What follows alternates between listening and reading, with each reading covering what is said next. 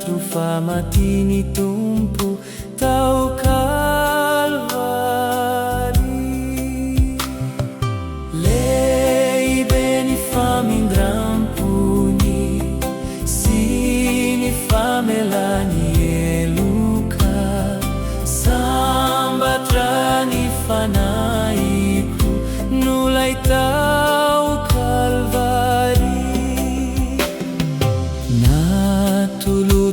Aziavuku ni tena kumanuntulu falia umananazizau kamirani Calvari.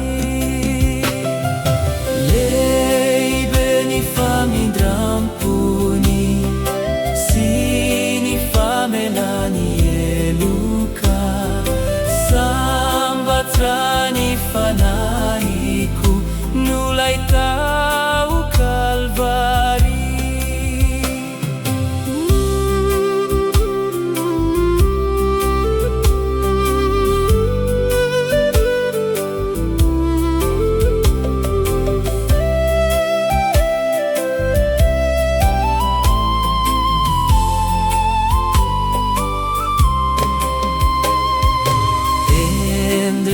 Fitiavani Gesù, sini famungena natului, aini faurinani aretani tau Calvari.